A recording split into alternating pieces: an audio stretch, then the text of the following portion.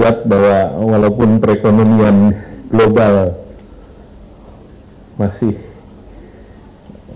dalam situasi yang tidak normal, penuh ketidakpastian, dan agregasi perekonomian dunia rentangnya di tahun 2025 ini 2,7 sampai dengan 3,3%. Dan ini tentu di bawah rata-rata pertumbuhan ekonomi dunia dan juga tidak setinggi sebelum COVID yang lalu.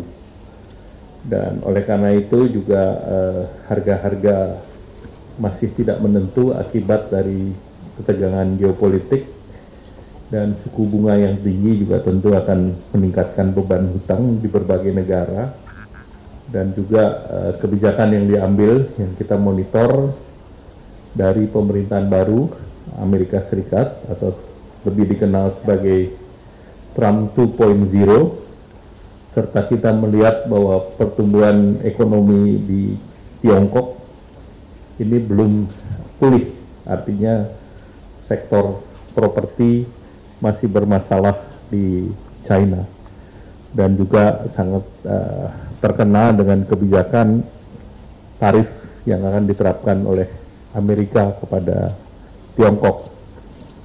Nah, kalau kita lihat tadi dalam pengumuman BPS, Indonesia masih solid dan dibandingkan dengan beberapa negara lain. Jadi Indonesia masih mencatat pertumbuhan sebesar 5,02% secara year on year, dan ini masih lebih tinggi dibandingkan peer country di ASEAN seperti Singapura di 4,3% dan Malaysia 4,8%, dan juga seperti Arab Saudi yang masih 4,4%.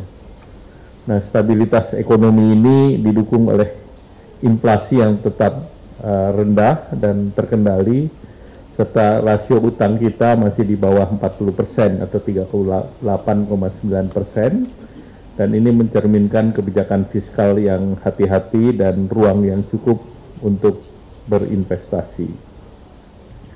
Nah, tingkat inflasi di 2024 secara year on year di angka yang rendah, yaitu 1,57%, terkendali di batas bawah, dan ini juga mendukung pertumbuhan ekonomi, dan realisasi inflasi di bulan Januari ini turun ke 0,76%. Nah, tentu penurunan 0,76% ini ditopang oleh kebijakan yang dilakukan oleh pemerintahan Pak Prabowo, yaitu dengan diskon tarif listrik 50%. Jadi penurunan terjadi di administered price. Tetapi kalau kita lihat dari core inflation tetap naik, namun jelas bahwa dengan tarif sepanjang 50% ini inflasi kita rendah. Dan kalau kita lihat hasil di angka di tahun 2024 juga terjadi perbaikan di angka kemiskinan, yaitu 9,03%, dan angka pengangguran di 4,91%.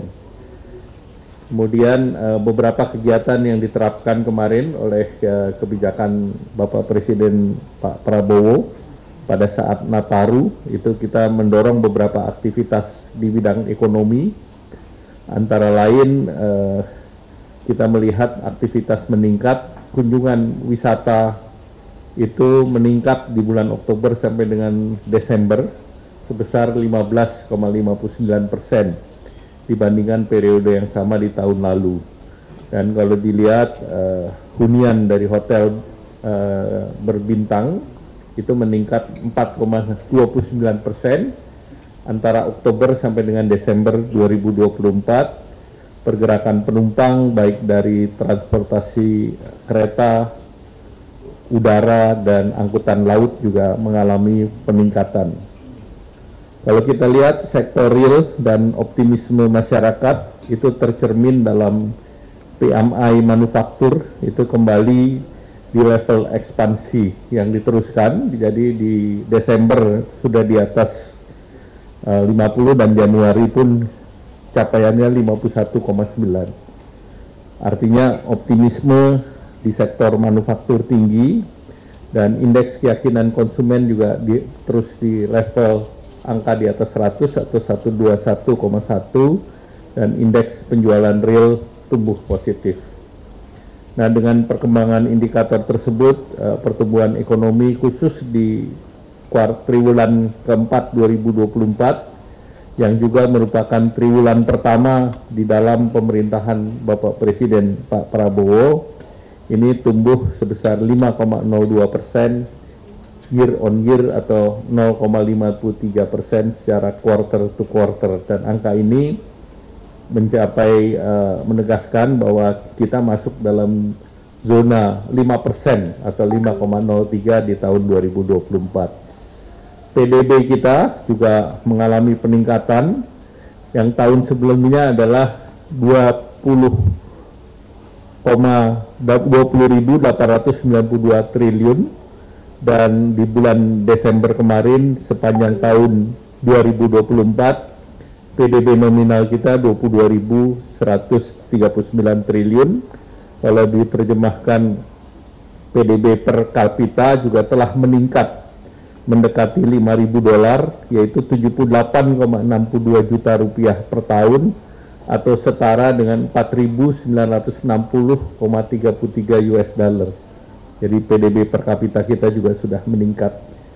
Dan sesuai dengan pola musiman, pertumbuhan ekonomi di kuartal keempat ini lebih rendah dibandingkan kuartal ketiga, namun aktivitas ekonomi tetap kuat oleh momentum daripada liburan baik Natal maupun Tahun Baru, serta dampak dari penyelenggaraan pilkada yang lalu. Kemudian kebijakan Nataru yang dikeluarkan pemerintah adalah program mudik gratis, diskon harga tiket pesawat 10%, kemudian hari belanja online nasional, program belanja Indonesia Aja, dan diskon di tahun 2024, dan itu program EPIK yang seluruhnya memberikan daya beli ataupun belanja masyarakat sebesar 71 triliun di bulan Desember. Dari sisi pengeluaran, itu semua komponen mencatat pertumbuhan yang positif,